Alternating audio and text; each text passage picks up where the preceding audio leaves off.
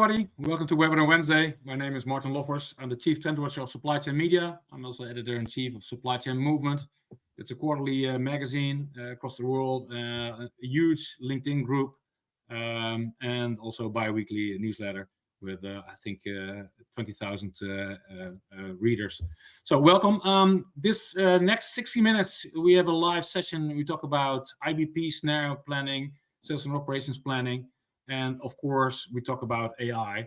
And for that purpose, I have two experts with me, and I will introduce them right now. So in the middle, Alfons Willemsen, he's a partner at Involvation, and he has been working in the business for over 20 years. So in supply chain, huge corporations, and then with the Involvation, he has done a lot of S&OP and IBP projects, mainly within multinationals, in training and setting up the processes of S&OP. So welcome. Thank you. And next to Alfons, we have Menno Restenburg, also more research background, T&O, but also a lot of analytics, a lot of network design, an expert on that side. And he will explain later network design, how it will be changed in AI, and he's an expert on that matter. So Menno, welcome. Thanks. A few things. This webinar will be recorded or is being recorded. It will be made available on YouTube within 48 hours. The PDF will be made available also via our website. The audience is on mute, but you can still have a conversation with us. So you see the chat functionality down on the right. And one below, you see the Q&A functionality. So if you have questions to one of us, please use the Q&A functionality. And if the questions are in line of the conversation I will be having, I will ask these questions at the moment. If not, I will reserve these questions until the Q&A at the end. And after the end, we have an extra 30 minutes. So the three of us will be sitting down in the virtual lounge. And if you want to join us, you have some further questions or conversation matters, please join us over there. All right. As of this point, we put off our camera, so the audience can enlarge their slides and have a better view of what we are talking about. All right. First, Alfons, can you explain quickly about Involvation? Yes, we are Involvation, a Dutch-based supply chain consultancy firm. We are a boutique shop. We have about 20 consultants, all experts in supply chain management. And I think the key word for what we do is trust. We build a trusting relationship with our customers. You see a couple of logos of a few of our customers, and a lot of them we have a very long-standing relation already. And our philosophy is that we help customers to improve their supply chain and also help with the realization. In the next slide, I'll talk a bit about the topics within supply chain. And we see ourselves as kind of an expert facilitator helping our customers, and the teams are the teams from the customers. And on the right, you see our three services. It's consulting, it's learning and development, and it's project and interim management. Maybe you can explain a bit more about the supply chain services more in depth. Yes. Here you see no overview, and I realize it's a busy slide. First of all, we believe that there is a huge development of supply chain management, where in the past we talked about warehousing and logistics, then it became supply chain management. And we see it evolving into integrated business management. And one of the themes we use more and more is supply chain as a growth engine. How can supply chain help a company as a growth engine? Growth engine can be growing in revenue, growing in profit, growing in more resilience, whatever. But supply chain is a key in that. And below you see basically the topics we cover. We always start with the end-to-end supply chain strategy, because all we do in the supply chain needs to be linked to the overall strategy. Here we see also supply chain network design as part of that end-to-end supply chain strategy. And we have a kind of holistic approach. We talk about integrated business planning, supply chain resilience, customer-centric supply chain. And depending on the topic and the context of the customer, we jump from one topic to the other, as long as we solve the issues, help the customer, and create impact with the customer. And all supported by digital planning and a learning organization. Because let's not forget, the key element in all supply chains is people. And that's why we put a lot of emphasis and we work a lot on learning and development. So you talk about the supply chain, and lo and behold, you see here CEOs are talking about supply chain since the start of COVID. What you see here is an overview. These are the topics CEOs of Fortune 500 companies are using during their quarterly earning calls with analysts. So basically, these are the words from transcripts of this quarterly earning calls. And basically, the more on the right, the more the topics are growing in importance and more mentioned. So you see all kind of topics being mentioned by CEOs and CFOs. A lot of AI, geopolitics, etc. And supply chain, what I said, since COVID, every quarter when this overview has been made, where supply chain mentions on the right side, and meaning it remains a trending topic ever since the start of COVID. So Alphonse, if you look at this slide, what are the topics you come across when you talk with your clients? Yeah, a lot of them are recognizable, and AI, maybe Manu can give some comments on AI a bit later, but the interesting thing is here what you see, and I think it wasn't in your slide the previous quarter, Martijn, is geopolitics. And of course, a lot is happening in the world, and then we come logically back again to the word resilience and dealing with uncertainty. And of course, at the moment, there's a lot of uncertainty. And there you see that again, the link is there to resilience, and also what are the risks, what are the opportunities, and I'll talk later about resilience and also how to turn a risk into an opportunity. But yes, there is a lot of uncertainty, and the sentence I've heard a lot the last couple of weeks or the last 2 months is we should have. People realize again that dealing with uncertainty, a lot of companies are not ready, still not ready. No. And Menno, what are your takes on this slide? Yeah. Well, the AI part is I've been building models for more than 20 years now, and it's what I've the speed and the what you can do now with what used to take so much longer and all kind of technical experts to achieve. That's really amazing, and it's a development which is going. If you every quarter, you already have a big increase in capabilities. It's going. It's quite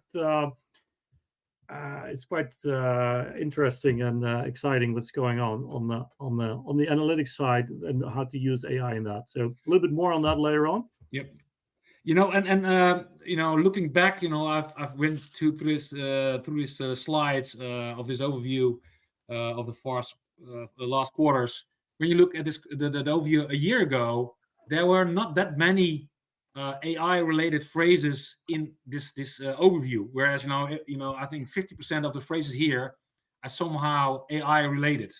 Whereas 1 year ago, all other topics were still on there, labor shortages and that kind of stuff. But now 50% is all AI-related. But getting back, we are supply chain experts. Let's talk about supply chain. So this is a slide I've been creating since 2020 with all the black swans, COVID, Ukraine. You see it around here. And the main topic, I won't go through the whole thing, but all the things have consequences. It's a cause and effect. And one of the major things, and a lot of people outside the supply chain don't realize that much about bullwhips. Because we in supply chain, we all know the bullwhip effect, and basically it's happening right now. We can expect in the coming fall a huge bullwhip in the negative side, because what's happening right now will have an effect a few months, a few quarters from now, and that's the bullwhip effect. And some economics hate it, but I say maybe this will lead to stagflation, so higher inflation and a stagnated economic environment. So that's what we're leading into.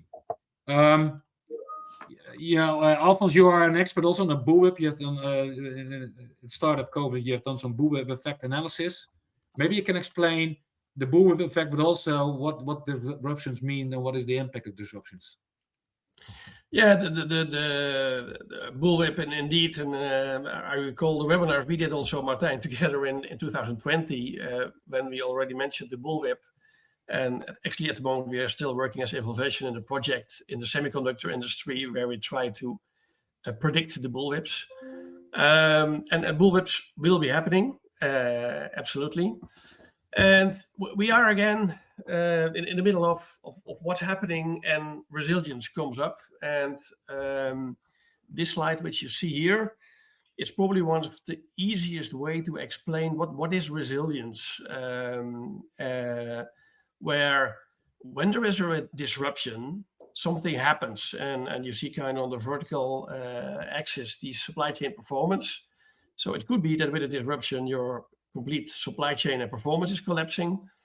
And basically, what you want is that if something happens, that you will come back to that same performance level or even higher.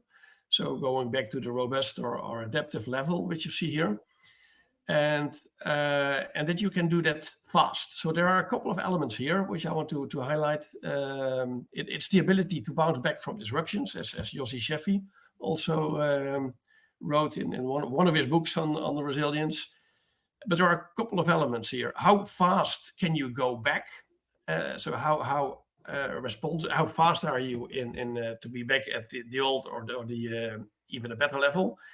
And this last one is our view on resilience, that no matter what happens, whatever disruption, you will be able to bounce back very fast.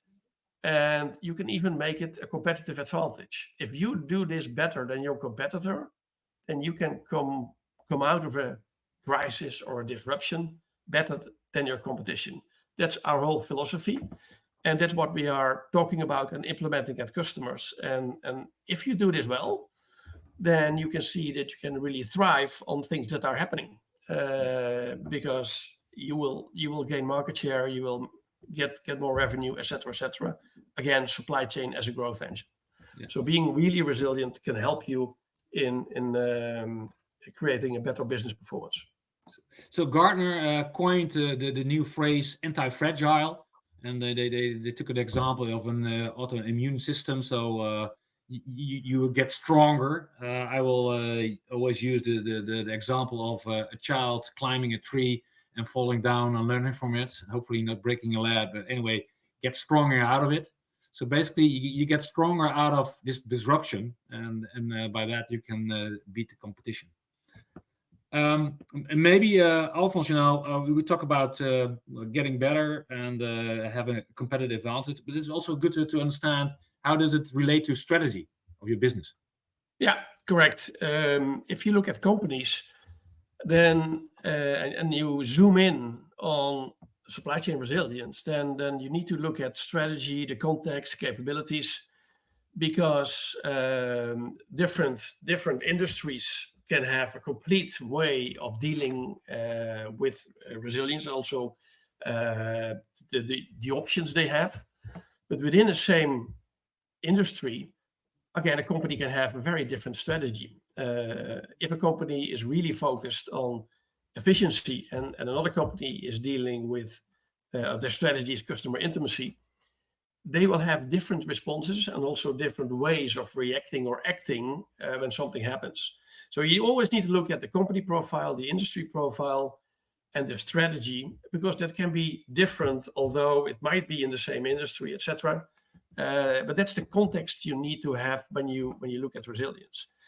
And what we have been developing over the years and implementing is zooming in on the capabilities. That yes, you have the context, but then you can zoom in the capabilities on how to really implement resilience and what you can do.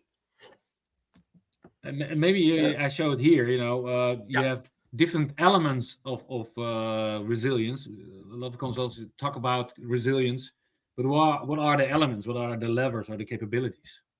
Yeah, we developed this already quite some years ago, 4 or 5 years ago, together with some universities. And Actually, still companies, when talking about implementing resilience, you see that inventory is mentioned as one of the first things. But when you really try to implement resilience and look on the aspects how to do it, then we defined 5 capabilities where you can improve your resilience. The first one is redundancy, and redundancy can be as buffers, but that can indeed be inventory. It can also be spare capacity, financial buffers, etc. A second very important capability is collaboration, joint decision making within your company. Then we talk about the S&OP, IBP maturity, which we will be digging in a bit later, but also joint business planning, for example, with your customers, suppliers, etc. Joint risk management. So collaboration also not only within your company, but also in your ecosystem. Then we have flexibility, and flexibility very often is a bit confused with agility, but flexibility means what are your options to adapt? So what are your different transportation system, your different production lines, possibilities, flexibility in your bill of material, etc., etc. Then the fourth capability is visibility. Do you have insight? So do you have access to timely information and correct information? For example, where are your suppliers? Where are your customers? Where are your warehouses? Where is your inventory? So visibility on your total supply chain. And last but not least is agility. And that has to do with how fast or rapid can you respond to changes. Has to do with example with lead times, with fast decision making, with your governance, etc., etc. Now, if you dig into this within a company, given your context, given your strategy, you will see that you will have capabilities which are good developed or less well developed, and then you can think about what are the actions we can take proactively before things happen. That's the whole idea. That you know where you are with regard to these capabilities. So Menno, you are an expert on supply chain network design, and in the old days it was mainly taking a snapshot of your network of factories and warehouses all over the world, and then you do your optimization, and then you say, okay, where to put them and to close down and open up, whatever. Quite static. How has it changed? Because now I see in the upper left with agility, about lead times, that is also usually in these network models. How do you look at network design in this context? No, that's actually a big shift from that strategic network design, which you do every so many years after a merger and really restructure the network. You can, within your current network, you can test and model all this, for example, these flexibility options. How flexible are you actually? What are your options there? And how can you utilize them? So within your current structure, you can test on a more tactical level for the coming months. Not like you don't have to redesign your whole warehouse structure, but you can test and model all these points, most of these points which are on this slide. You can actually evaluate using the modeling at a much more tactical level. So it means, and also because you can. It's easier to develop and to adjust the models. You can also use them more frequently and analyze them more frequently, and that has been changed a lot. So you're moving that from a strategic level, to more like a tactical level, and even operational level. You can use those network design models. Yeah, and another thing is, usually you would only taking into your account your own factories and your own warehouses, whereas now it's so easy to create this kind of models. You're also taking into account your strategic suppliers, your different channels. So your network is broader than just your own assets. Yeah, no, exactly, and you can even build joint models and have your supplier also be able to add to those models as well. So it's not even restricted to your own company. If you can build joint models even. Yeah. You're right. It's very strong to add this to collaborate with your suppliers and also with your customers and jointly run the scenarios. I like the remark which I got from OptiLogic. We work a lot with OptiLogic, and Menno will mention it later. That a lot of companies talk about a digital twin as kind of the digital reflection of your company. They talk about the third twin. So it's not only a reflection of what you are now, but you also think about, like Menno said, what are the options? So including your flexibility. What can be alternative installers, suppliers, whatever, and use it also in running scenarios and see what you can do. So we talk about it's easier, it takes less time. Maybe that's the essence, Alphonse? Yeah, I think the essence is it's time. Yes, it's also easier, and Menno will explain later. But I think what's really, really critical is how can you take the time constraint out of the equation? And at the right, you see the data pyramid, as we call it. So how do you go from data to information to knowledge and to wisdom? If you need to make a decision, because it's all about if something happens, but also in your IBP process, it's all about making faster and better decisions. If it takes ages for a certain decision to find the right information and data, that's not what you want. You want to make the right decision fast with the right information, with the right data. So how can you take the time out of the equation there? And if you look at the left on the capabilities in supply chain resilience, there you need to be prepared and you know what are your capabilities. And also there you want to take time out of the equation.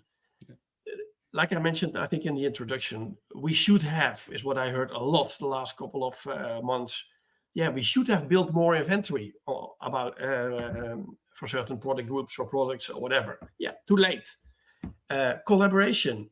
Yeah, we should have built a better relationship with our suppliers because now we need them.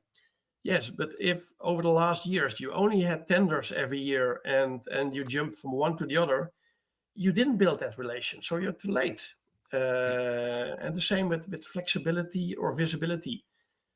Do I know where all my inventories are? Do I know what's the capacity of all the different facilities I have, etc., etc.? So you need to know that and not start working on this if something happens. You're too late. Yeah. So how can you take time out of the equation in decision making? I think that's one of the most important elements. And if it's in a broader scale, you have to be quicker than your competition. And basically, look at German automotive struggling with Chinese competition. That's about also being quicker, and you have less time. Yeah, absolutely. So you mentioned what if we should have. Then we get to the phrase scenario planning. So what is the essence of scenario planning? How do you define it? Scenario. I'll come back to that in a couple of slides. That you continuously think in scenarios, and I think scenario planning it's great, but and then that's on the next slide. If something happens and then you need to start with scenario planning, you're too late. And so scenario planning is not the answer if you need to start when something happens. But maybe you can go to the next slide, Martijn. But if you already have a scenario mindset and you have the right tools, and so basically you already have taken time out of the equation, then maybe if something happens or a certain scenario you want to run, if something happens, maybe you have run a similar scenario already, or you can run the scenario now. So critical is taking the time element out and creating that scenario mindset. I think you need to move to a situation where always, on all occasions, we think about the different scenarios. What can happen and what does that mean?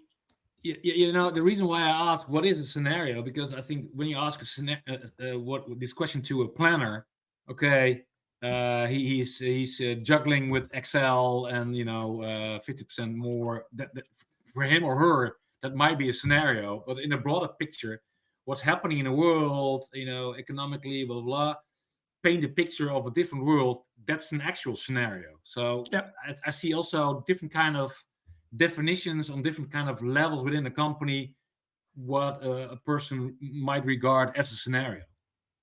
Yeah, Correct. And the scenario is not just what could happen, but also drill it down to what would be then the results, the consequences, etc. Because you want to use it to make decisions. And getting back to my ripple effects with cause and effect, what has happened and what did impact us and what didn't. Also, there's a lot of discussion about forecast value and the forecast accuracy, that kind of stuff. Looking back has some reasons and has some use, but you have to take it forward to create other kind of scenarios. Yeah. Okay, let's talk about S&OP and IBP. That's also in the title of this webinar. So how do you position S&OP and IBP in this framework? Yeah, this is a very old picture and a very classic, but I don't want to go in all the details of S&OP IBP because I think all the participants probably know what S&OP IBP is. But I always like this one where you see that S&OP IBP, there you can look at the aggregation level, on product level, on time. And there you see that, hey, it's somewhere between strategic planning and the short-term planning or the execution. But there's a connection and an overlap between S&OP, IBP, your annual plan, which is based on the strategic plan, etc. So I like this kind of visual to position S&OP, IBP, where in the end, what's S&OP, IBP? In my personal definition, is together making decisions. Where together you can make better decisions than when you do it alone. Yeah. That's basically what you do in S&OP IBP. And is it easy to do? No. It's simple but not easy, as we always call it. Yeah, we'll see it in the next slide. So Menno, network design, supply chain network design, usually, well, in the old days, it was upper right in the area of strategic planning. But as you mentioned, it's getting to the left and getting down. So this bubble of network design, it's getting more underneath all of these bubbles. Yeah, you're right. It's moving towards tactical and operational level. The speed of analysis is so much bigger than before that you can actually utilize the models for evaluating your tactical IBP plan, and also going to operational level even. Alphonse, you mentioned S&OP and IBP, these processes are very complex, and normally you have a 4-week cycle with the product review, demand review, supply review, and financial analysis. So where do you put scenario planning and all the things and resilience here?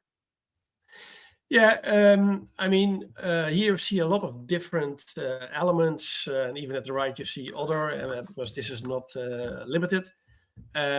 Companies who are working on with S&OP and IBP, and I think at the moment there are no companies who are not doing in one way or another S&OP or IBP. It's a journey, and to really do it well, it takes time, and to pick the elements which are relevant for your situation, because again, it's not a textbook exercise. You need to start from your context, your situation, your strategy, but you need to have a certain level of maturity in your IBP.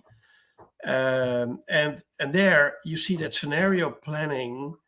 I think the companies which we work with who are doing really a good job, they have already kind of a scenario planning in their IBP process. But as I will argue on the next slides, I think it can go much further even. And it can be linked with resilience, because if you integrate and bring scenario planning into IBP and it becomes a mindset, then it really helps you to become more resilient. And the third element which we highlighted here is the risks and ops process. Risks and opportunities, very often two sides of the same coin.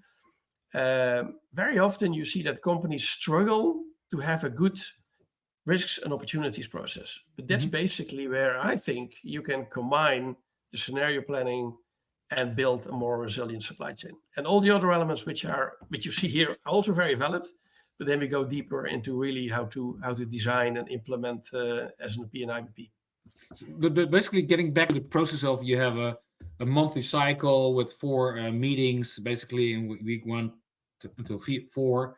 basically in all these meetings, you should have your scenarios ready to consider and to discuss. Yes, and the good thing is when you have a good S&OP IBP process, then you have the right people at the table or in the process who can make the decisions or who should make the decisions together. Mhm. And if you can create a situation that together they also talk about or decide on the scenarios, it's also your decision-making process, which really helps if you already have a good S&OP IBP process, and their scenario planning really adds to the value of making better decisions. Yeah, and you know, getting back to the basics, you know, it's all about trade-offs. So how do you you know, create all these scenarios? Yeah, yes, back to the basics. Indeed, on the left, what you see is the kind of classical triangle or devil's triangle, or how you want to call it, revenue, cost, working capital, and basically to be the essence of supply chain, which is, hey, we're dealing with trade-offs, and how can we make the best decision together with different functions on a trade-off? Mhm. And on the right, what you see is, again, back to the basics. Basically, an S&OP process, and even if you go further to IBP, it starts with balancing demand and supply. And what you see in the blue color, companies who are doing a good job, very often what you see is that they have a base scenario, and then they also have a high scenario and a low scenario. So what if demand is even higher and we can also supply it? So that's already a good step, but it's starting from a balanced situation. Mhm. And what I try to show here is that there are also situations which are not balanced. And so if you look at the left upper corner, if you're in the reality, because reality is always different from your plan, if in reality your demand is much higher and your supply is low, then going back to your trade-offs, your revenue is at stake. If on the other hand, if you look at the right down corner, if supply is very high, so you've got a lot of capacity, for example, but demand is very low, yeah, then your cost and working capital are at stake. You might be producing flat out and creating inventory, or you have too many factories and your cost. So I think the whole point is that scenarios is much more than just a balanced situation, but starting from your risks and opportunity process, what other elements or what other blocks we might investigate and check what we think might happen or is happening. And so there is a need to run many more scenarios. And that's the whole idea and concept where I believe where companies should go instead of focusing on a well-balanced plan and focusing on forecast accuracy, and the plan is good. But you know one thing, reality is different. So you need to be prepared for reality. So if we could get a mind shift that companies go from not only the best plan, but how can we use the plan and adapt to reality? I think that's where companies need to go. And looking back at the 5 capabilities of resilience, like flexibility and agility, the people at the table should these 5 capabilities in mind to Yep. consider. Is it the upside or the downside? Are we on the upper right or upper left or lower right of the balance? Yeah, absolutely. And if you can use this methodology on all the levels, or how should I? Yeah, look at it? absolutely. And I think this is the big change which is happening now, where tooling makes it possible. And that's what Menno is going to talk about. So on the right upper corner, you see, yeah, you can do this in your strategic planning once every couple of years or whatever. Interesting. But what's really interesting is to use it in S&OP, in IBP, and even on a more operational level. And that's why using this, using your tooling and running a lot of scenarios and integrating scenario planning in your IBP process, that's the way to go. That's what enriches your IBP process and makes your decision making better and much faster. And that's what we see happening. And that's what we're doing at the moment with customers. And that's a huge step change. And that's possible now because the tooling is there. Yeah. Let's talk about tooling. So You have been partnering with Optilogic, an American supply chain software vendor, coming from supply chain network design. In the cloud as a SaaS model, etc. And basically, you've been partnering quite recently, but maybe Menno, you can talk us through. So, what is the power of this model, and what are the elements of this model and this platform? Yeah, glad to do that. It's a full slide, but I'll walk you through it because it's I've been working with all the tools for the last 20 years. Also, and I really like the Optilogic way how they set it up. So in principle, Optilogic is an optimization platform. It's not, yes, you can do network optimization with it, but you can also do other optimizations with it. So they really bring in together to connect data with optimization algorithms, and then also allow to disseminate the results in a nice way. So you see like 3 main blocks here. And so in the middle, that's the Cosmic Frog, which is actually the algorithm, the optimization engine. In essence, that's the same algorithms which we're using for the last decades. The big difference there is that it's all in the cloud and it's scalable. You can run hundreds of scenarios simultaneously and scale up the need if you need more heavy calculation power. So and it's very easy to collaborate with other people as well because it's all in the cloud on the platform level. And what is a big change is because of the AI is actually on the data star point, which is on the input and on the output side. So on the input side, to convert the raw data from SAP, Excel sheets, even PDFs, if you're talking about rate cards for transport providers, etc., and different information sources, and it always takes a lot of time to convert that raw data into something useful to model in. And also, that data is not complete. You need to do a lot of estimations on missing data before you can actually model with that.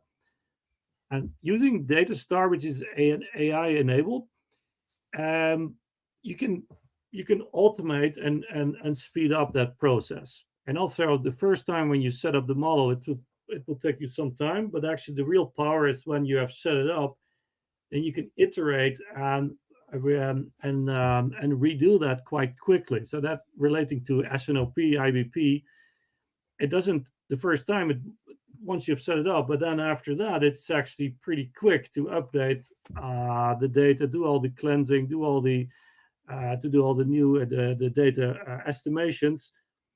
And it's not just, and it has also the powerful of agents to actually add missing data to the data, and it's extremely powerful. And the development of that is really, really rapid. So what's possible now and what's possible in 6 months, that's already a big change. So Menno, so I was involved with a project with Diageo, the multinational whiskey and Guinness, that kind of stuff. It took quite a while to get a network design overview of the world with all the breweries and the warehouses outsourced their own, etc., coming from all kind of SAP and other ERP instances and WMS, etc. So that's the real world, getting data from all these data sources. And that's the real thing you're talking about. Exactly. Well, that still will be some pain in the beginning, but you have to get through that. Yeah.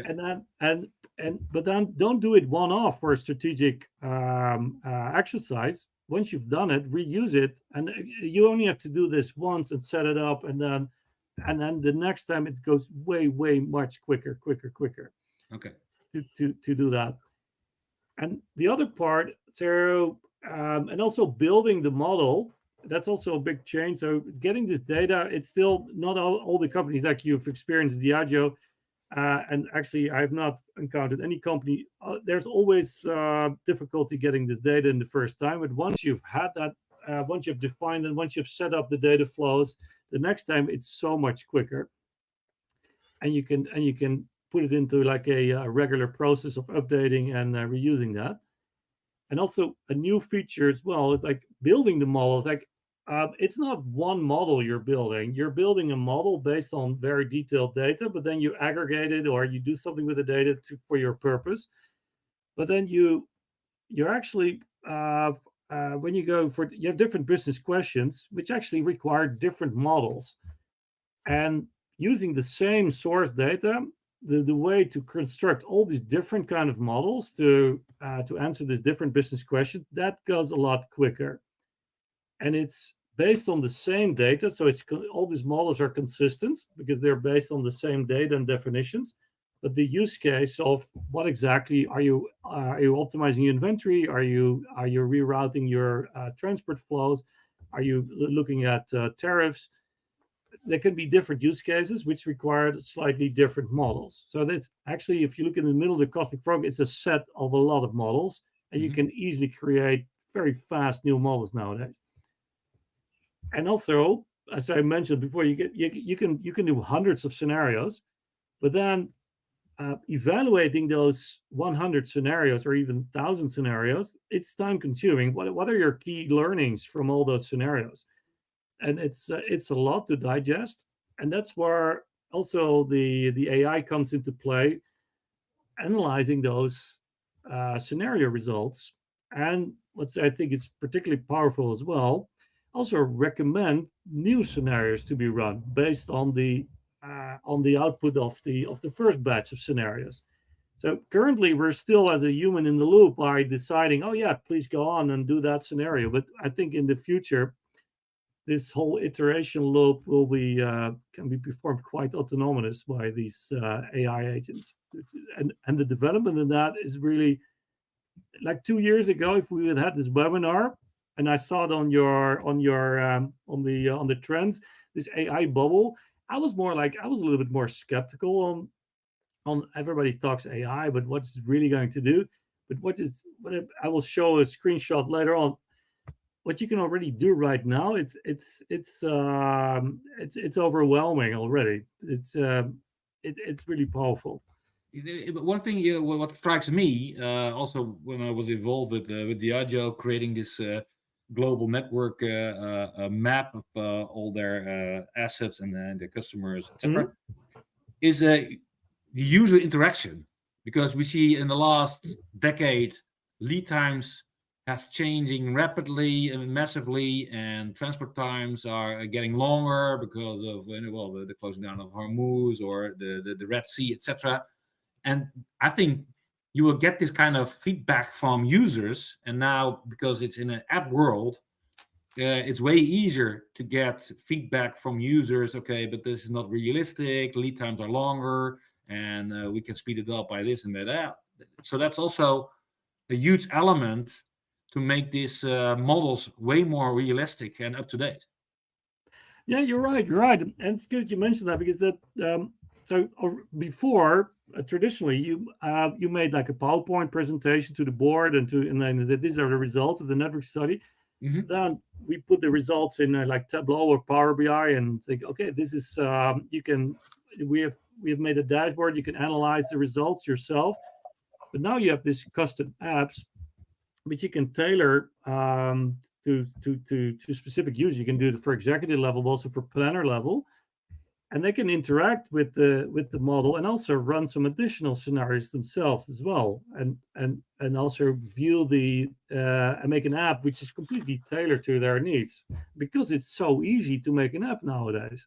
Yeah. And maybe you can explain. You talk about an executive meeting in your IBP cycle. What the output would be and how executives might be interested in this kind of tooling. Yeah, so this is I'm not expecting everybody to just read this, but actually this is just just to give an impression of how this could work. So I've actually done this. This is an actual result from many scenarios. And my prompt would be okay, what are my risks in my network? And can you summarize my biggest risk in the network? And please give me some recommendations on what to do next. And it provides this kind of reports like this. And I could change the format of this report as well.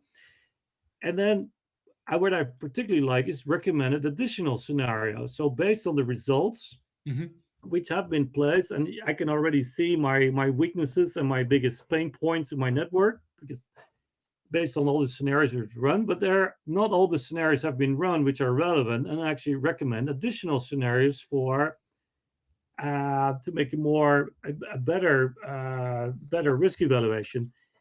And then you come to an interesting iterative approach. Like, okay, I want to make now new scenarios, and that's also interesting. You can define those new scenarios. You don't have to be like an analytics biscuit.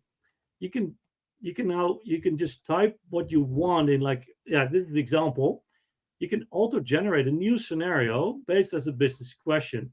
This is an actual screenshot, but I put in red a little bit, like in blue. In that blue thing, you see like 1 or 2 lines of text. What I'm asking there is, it's actually the result of the recommendation. I'm asking, can you create a scenario? What's the impact of component production capacity disruption? And it's a very broad question. I didn't even specify that very well. And what you can get back is some relevant information to help you define the scenario more precise, and it will give you some options. And I'll say, yeah, go for that one and run this scenario like this. And the agent will actually run the scenario and put it in the database of the results, and it's available for further analysis, and also will come back in the executive review.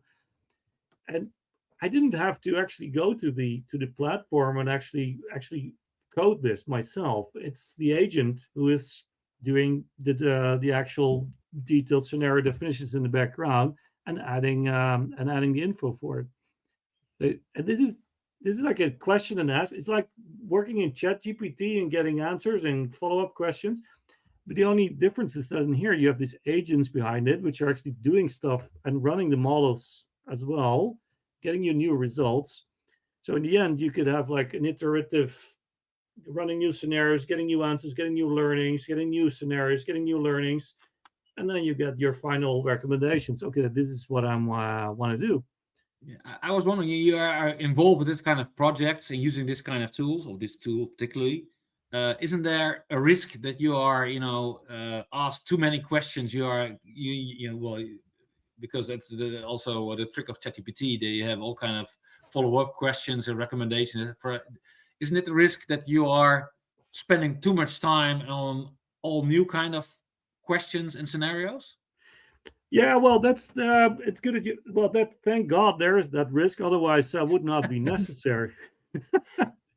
No, it's, at the moment, humans are still needed in this process. But if you ask me this for 10 years from now, I don't know. But for now, I still have some work. Yeah, maybe Martijn, to add on this, I think this is exactly why you need to integrate this into your S&OP and IBP process and link it to your risk and ops. Yeah, that will give your first starting of this. And I think the more you use it and the more you create that continuous scenario planning and mindset, the more that noise of making too many scenarios or irrelevant questions will reduce. Yeah, that's my feeling. Yeah. So I think just like ChatGPT, in supply chain and IBP, you have to go through a learning curve to ask the right questions and not to overdo it, and to know what kind of question you should ask, and which are irrelevant, etc. Yeah, and that's good about this agent embedded in the Optilogic platform, because it's fed with to make it more relevant. It's not so open. It's not the whole internet is in there. It's tailored for this need. So you're guided pretty well in what kind of scenarios to run, which makes sense.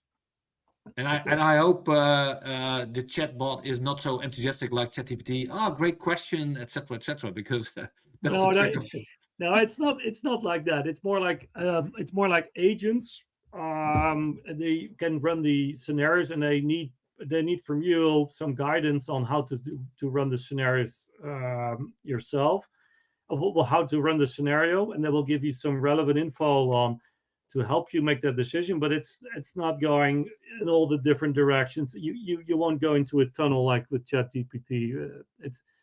It's just steering the agents in the right direction. And can you give an example of how it looks like in a custom app?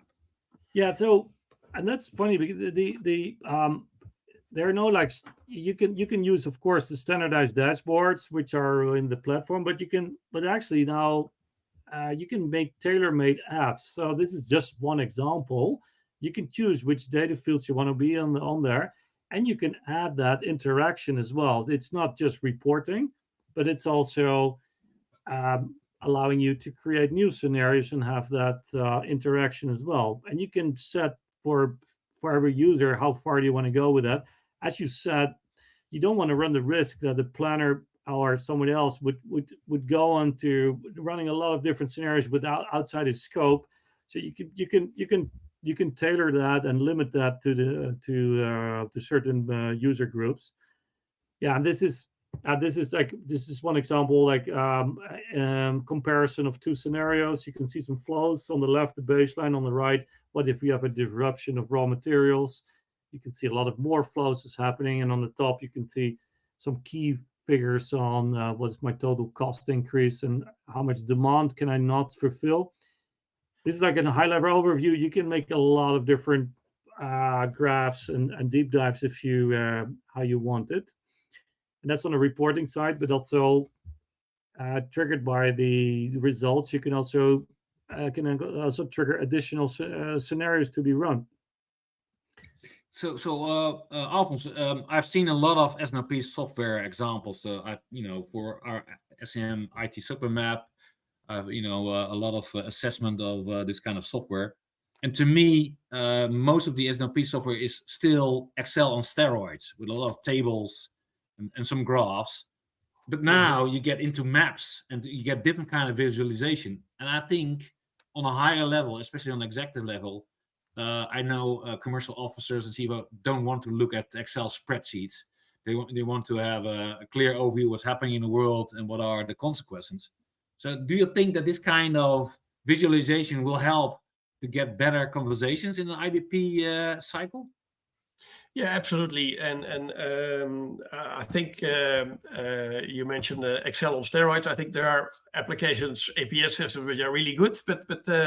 But what you see is, I think, two things. First of all, the lines between planning software and design software is blurring. And you see that the logic you can use in the tactical and even operational. So these lines are blurring, but also APS systems still have, of course, the detailed scheduling, etc., which is great.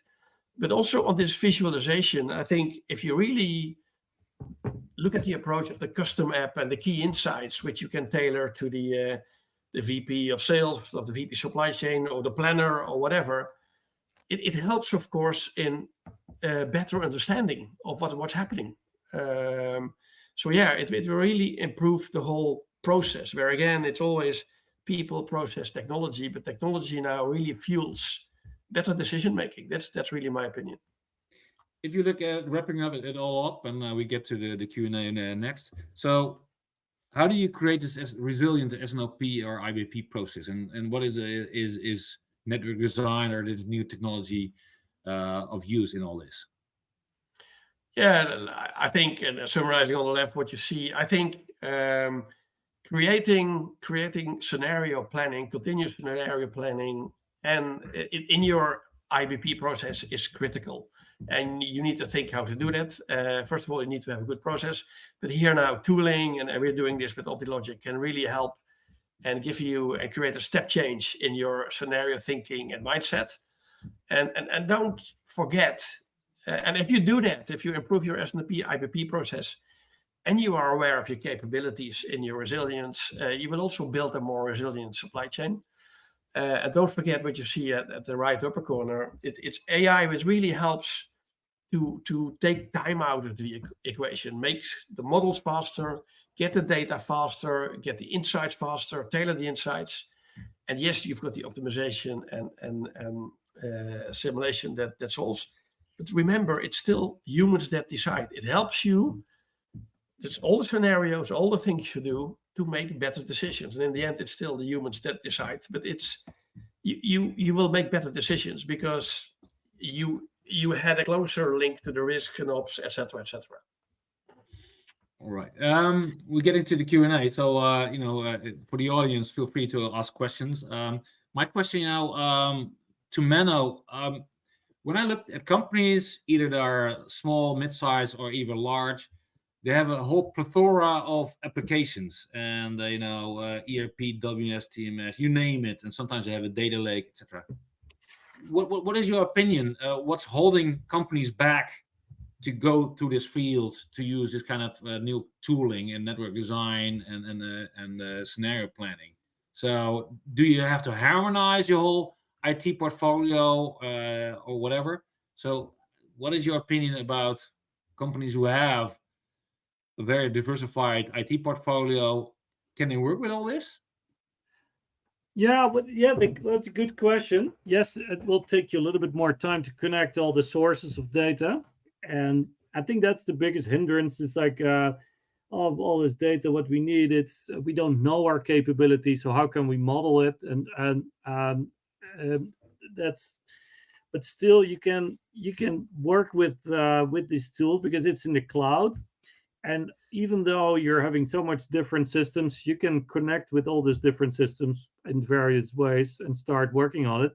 And also identifying, when you start working with, you also identify which data do I really need now, what brings most value, and you can start working on that to make that available.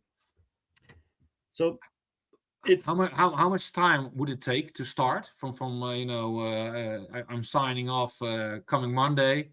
What is the timeline to get the first network model and the next scenarios running? Yeah, no, that's a great. Well, you can even do it in 4 weeks or in 12 weeks. Is possible. It's like typical for if you've never done this before, like 12 weeks would be good. But actually, you can now do this in 4 weeks. You could have a model running for sure. Yeah, that's good to know. And Alphonse, how many companies are already using in the S&OP IBP cycle this kind of tools for their scenarios? Not that many yet, but it's increasing quite rapidly at the moment. And because I think the tooling is available, the thresholds are also quite low. And like Menno said, we can do it very fast. So it's increasing quite rapidly at the moment, which is great. And the budget needed are not that high like it used to be, hundred thousands of euros for licenses and that kind of stuff. No, it's very different. Yeah. Okay. So, Alphonse, to wrap up the final question and to wrap up this webinar. So, what is your final recommendation? So, for the people listening in, so what should they do to progress on this? I think try to think about the mindset shift. What if you would make all your decisions always based on all the on different scenarios you might have? And I think about how would that improve your decision making. And I think the bottom line conclusion would be, hey, wow, basically planning is creating options, and the more options or scenarios I have, the better decisions I can make. And Menno, how should the listeners sell it internally to the CFO to work with this kind of tooling? It's one consistent way of looking at your whole network and running scenarios, and including the financial part. You can add margins and the cost and investment element to it as well. I think that's a very strong argument. Like, instead of going like in the ad hoc analysis, somebody makes a great story. You can go like a standardized. This is like our supply chain network. These are the definitions. These are the costs. These are the flows. And you can really, it's fundamented results, and everybody's on the same page. Especially for financial people, they really like that. Yeah, and my magic sentence to the CFO is, I can free up 10 million working capital in 4 months with this kind of tooling, and then I have a listening ear from the CFO. So these are the sentences I always try out to sell to the CFO. All right, thanks. So if you want to sit down with one of us or the three of us, please join us in the virtual lounge right after this, and we'll be there, to have further conversation about all this. For further information, there's a whole bunch of content related to this. So we created a mind map about supply chain resilience in the past together with Involvation. You see it on the left. We also created an S&OP super map with the steps to explain to your colleagues what S&OP is all about and IBP. And on the website of Involvation, you have even a kind of assessment on the resilience based on the 5 levels. So it's all there. For now, I would like to wrap up. It's 5 o'clock CET. So for now, the audience, thank you for listening in. I hope you liked it live or in the recording. If you still have questions, please join us in the virtual lounge. Alphonse, thank you for your background and your information. You're welcome. And one comment. We will be organizing roundtables and also a barbecue June 25th. So if people are interested in what we talked about, let us know. And Menno, thank you for your background. You're a technical expert, but it's nice to hear that even non-technical persons can use all this. Thank you for explaining all this. Thank you, Menno. Yeah, I restrained myself a lot, so there's so much to show. So if anybody's interested to really deep dive into this, let me know.